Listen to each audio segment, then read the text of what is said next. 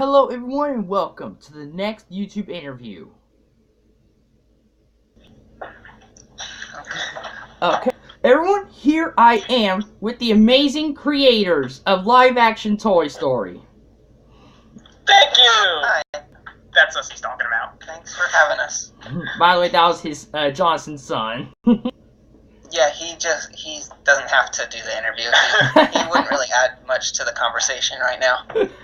Okay, first question. Why did you guys start YouTube?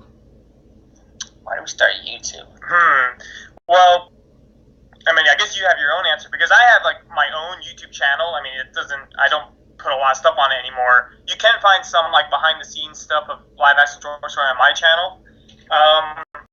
So I think all I remember is the first video I put up was, like, a video me and my brother did, like, where we took one of the songs from one of the Muppet movies, and, like, we changed the lyrics to them or whatever, and, like, we put, like, funny, pictures to match the fake lyrics, and that was, like, the first video we put on, and, yeah, we just did it for fun. Like, we found YouTube, and then we were like, oh, this is cool, and then we just put something up there, so I'm guessing yours is, like, a similar. Well, I guess my answer is a little different, because I did videos when I was, like, 7 years old, and YouTube didn't come around until, much later. So when I started, I already had a lot of videos, and I have a whole collection of videos that no one will ever see on YouTube. So I started as a way to get people to see it without having to mail the DVD to my grandma. I could just say, hey, watch this. Yeah. I'm actually curious about your other videos now, Jonason. They're not as great as you would think. Okay, then. You say so. Was it hard trying to figure out what kind of content you guys wanted for your YouTube channels? Well,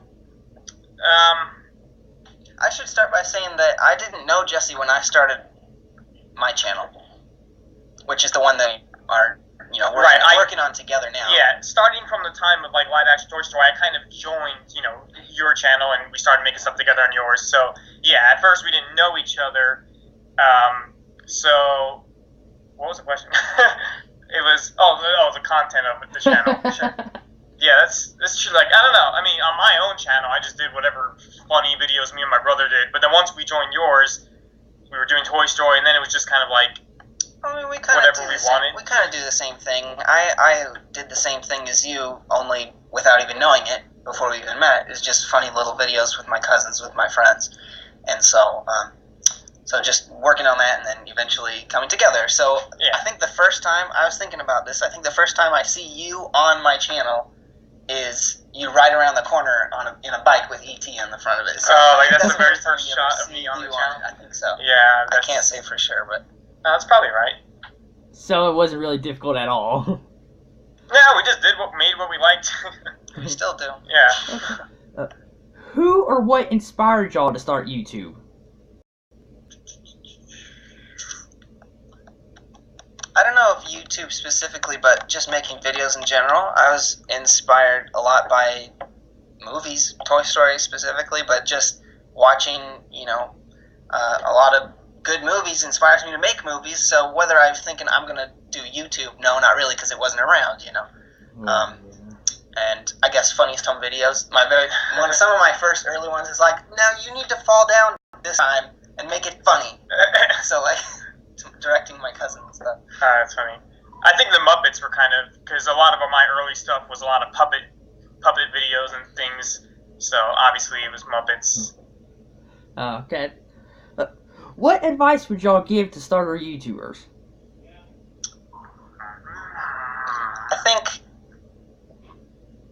I think I've given this advice before, but I'd say to people, do what you like doing, whether you think people are going to watch or not. Do what you like to do what you find fun, and don't worry too much about what gear you have, your camera or your audio, as long as it's not, like, horrible. Yeah. Then potato camera. Right, and even that, like, my early videos that I mentioned are hardly watchable. The pixels are huge, and it doesn't look that good, but I still enjoyed it. So work with what you have is what I would say. Yeah, I think I could also throw in, like, don't try to just go for, like making this one viral video that's gonna, if you just go for one, because, a lot of people are like those one-hit kind of wonders, and I don't know, so maybe, like, if you want to be super successful, I would say try to come up with a format and, like, don't just try to, like, make do everything that we didn't do. Well, yeah, I guess. This ain't the question to the interview, but you guys aren't hearing anything in my background, are y'all? Nah, we have our own noises going on here, so it's fine. Just worried my family's making too much noise. Yeah, ours too. What plans do y'all have for the future on YouTube? We plan to keep trying, honestly. We don't know exactly what the next bigger thing we're going to work on is, but we want to try and be more consistent. I can say that, and we just want to try new things. Yeah, original things, and just trying to have the quality just steadily rise. That'd be nice. Yeah, not go backwards, basically. Do y'all plan on continuing your show called Yo? I was thinking about this, and we didn't talk about it all that much. Like, I would love to. At the current time, no, unfortunately not. But I would love to in the future, even if it's not with the same scripts that we wrote. I was thinking about, reworking them into something simpler, or, we were going for, like, a serious, dramatic, yet funny TV show, and it just kind of went weird. Plus, it was a lot of time and effort put into it, and not a lot of return as far as, I liked it, but it wasn't as amazing as I hoped, sort of thing, I guess. Yeah, it's have to say about Yo. I feel the same way mostly. Like, it's just, we're saving it for a time where we feel like we can do it the way it needs to, it should be done, and it would take, still take a lot of effort. Right. Maybe someday when we have more time and resources. Yeah. Okay. Good questions, by the way. Sir? I was just saying, good questions. Thank you, and I really loved the first episode of Yo. It was really hilarious, especially with the guy getting the food dumped on him. Tyler's a great actor, actually, we found out. Yeah. Are you guys happy with where you're at on YouTube? Do you feel like you've accomplished anything? I can tell live-action Toy Story really inspired a lot of people to do the same, and I'm really happy with what we've done so far. I'd like to keep doing better. Mm-hmm. Yeah, same here. Okay, now those were the YouTube-related questions I had. Now, for live-action Toy Story, well, what made you guys want to make the movie in live action? Because,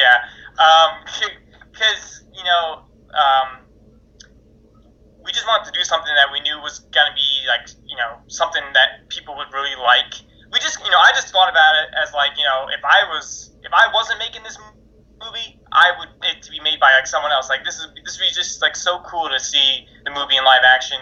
So it was just, like, you can almost say it was spontaneous, but it was, like, it was just a cool idea we had. I don't know. And we were all excited because after seeing Toy Story 3, it kind of, just is revigorated a word? I don't know. But I don't know if it applies to this, but it just got the fire going of, like, we love Toy Story, and, let's... We want to make movies, and, Toy Story is the best, so there you go.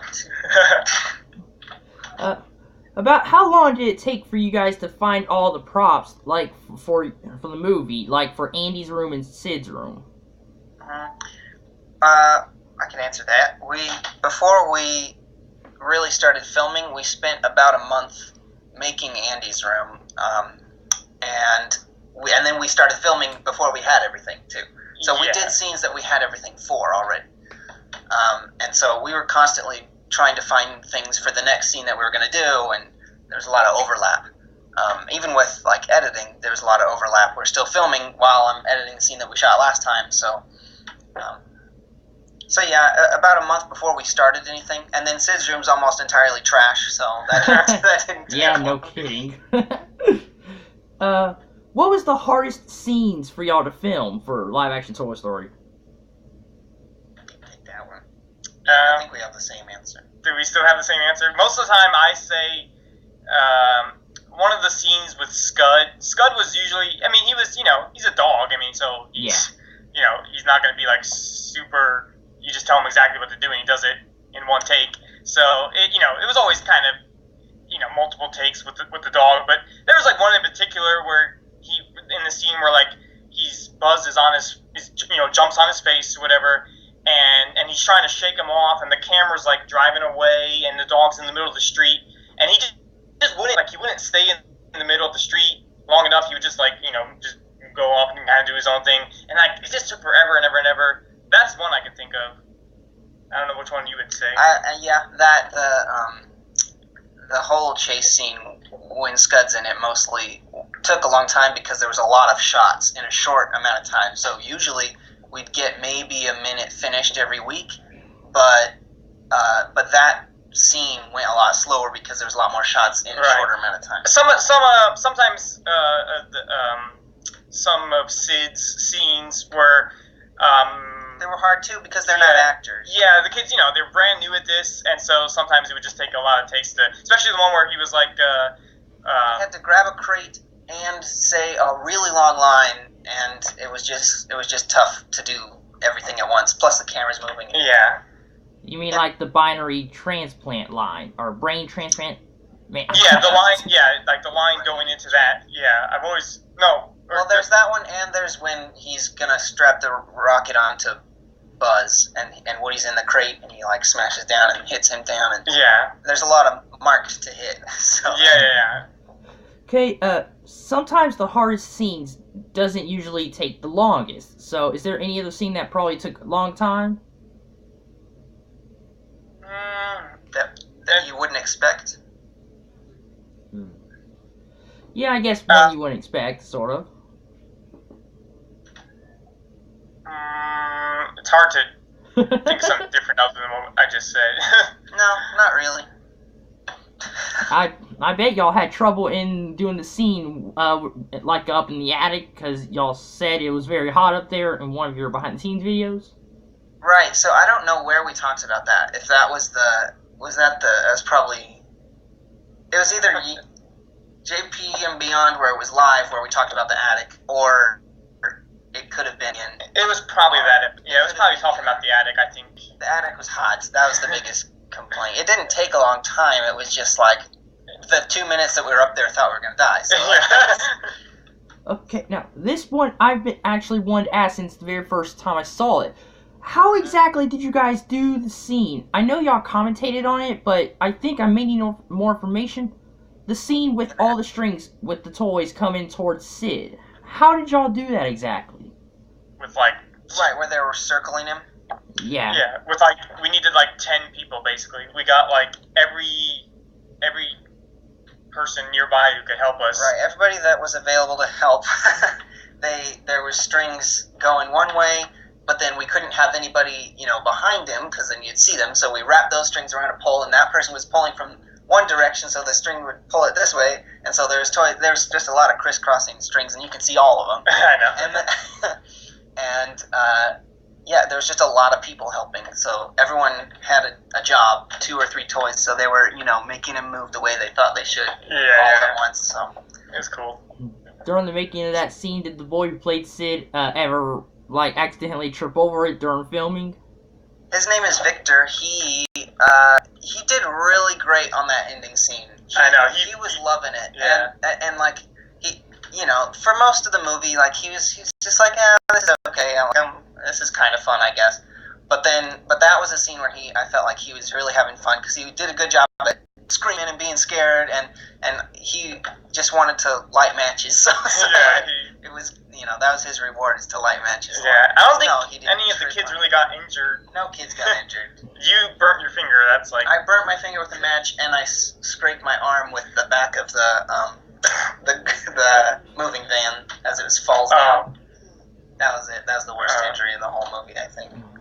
Okay. So not that long. What was the hardest scene for the kids to do? So yeah, like we said, the scene with Sid with the putting the crate on, but also I think there was a scene with the one with when Sid and Hannah at the end. Oh yeah. Where he's like, the toys are alive. You know, nice Dolly. There was a lot of acting in it, and sometimes they were missing some of the lines, and it took a while. Like, plus on top of that, our Sid was younger than our Hannah, and he's supposed to be taller than her. So he was on top of a crate so that he could stand up and be taller than her, so she'd look up at him, and so like that added a little bit of difficulty to the acting because he's like trying not to fall at the same time as he's trying to act. So that was tough too. That one took probably the most takes. Yeah, that took. And we went to another location too because we ran out of time with one place, so we had to remake that whole place in another house. Oh yeah. The boy who played Andy, which scene did he have the most trouble with? I can't think of a particular scene, but neither of the boys they didn't like to like get loud or laugh if they had to. They were kind of more, quiet with that stuff. So yeah, I can't think of a specific scene, but in case we didn't say it somewhere else, they're brothers, and so it was just who do you need today? Victor wants to come. Well, sorry, we just need TJ. We just need Andy. We don't need Sid today. So it's like they each had their month or two with this basically. You guys said in the beginning of your commentary video that like the boys switched roles like near the beginning. I think you're thinking of like when we first started. I think were we ever thinking of him in one that? No, we didn't have anyone in mind for Sid. I wanted to have TJ be Andy, and so he said yes. That was one of the first people we got to told about it at all. And then we were still looking for a Sid, and I didn't think Victor automatically because he's the younger brother and he's supposed to be a few years older. So he had the right look, and of course he had braces, and he had So after a while, it was an easy decision. Once I was easily okay with it after we got him there. Yeah. But yeah, finding an actor for Sid was harder than it should have been. It's like I should have just asked your brother already, What scene did you guys have the most trouble with because you could not keep a straight face, or you just kept making y'all laugh? I gotta think through the bloopers. I guess. I mean, like the. It's hard. Well, because we weren't ever really doing. We're not doing the dialogue. The dialogue's in the movie, so it doesn't. There wasn't as many times I could think of where I was gonna laugh because I don't have to say anything funny. Right, or the line. Right, you don't have to get your line right, and we're not in the movie really, so we're not acting. Yeah. So I can think of I liked filming out places like at our Pizza Planet. It was a few different arcades, but for one of them, we're running with the toys and I'm filming and you're running and our friends are behind us and then there's random people taking pictures of us while we're yeah. Oh, and of course when we ran over. Oh yeah. When we ran over Woody and Buzz in RC, you can see that in the bloopers. We ran over and then. That was the hardest I've ever seen you laugh afterwards. We were watching it back on the camera, and you were cracking, you were on the ground just laughing so hard. I think that was the hardest we laughed during the whole thing. Watching it on camera is so funny. It was just so, and the sound it made. The sound it made was so funny. We didn't add it. The sound you hear in the bloopers, the actual sound it made. Were you guys probably scared that you guys were going to have to buy more toys after the car got into the toys? Crushed him. That RC was mine from when I was little, and I had broken it before, so I was like, oh, it's just definitely broken now. But no, it lasted the rest of the movie. Yeah. I finally had to throw them away, afterwards, but it lasted the rest of the movie. So, we were a little bit worried, but, I was worried because that little Buzz was not mine. That was Michael's. Oh, yeah. you guys said that you had to use stop motion in some of your scenes. Was it, like, difficult doing the stop motion? We didn't do stop motion the way you're really supposed to. Yeah, I wouldn't say that it was difficult, it's just we didn't have the patience to make it look the best it probably could have been. Well, yeah, so, like, you know, if we were trying to make it, you know, just perfect and everything, like a real stop motion should, then we probably would have had a program where you can see it semi-transparent is the word I'm trying to say. And then we can, you know, make all the movements really precise, but instead we just filmed one long take, and then we moved them, and then we got out of the take. And so when I was editing later, I just cut ourselves out. So it was a video clip. It wasn't a picture. It was like a couple of frames. Yeah. So, tricky? No. It would have been tricky if we were trying to do it better. Oh yeah, how was the scenes, with your baby? With, the daughter? Right. Molly. Abigail.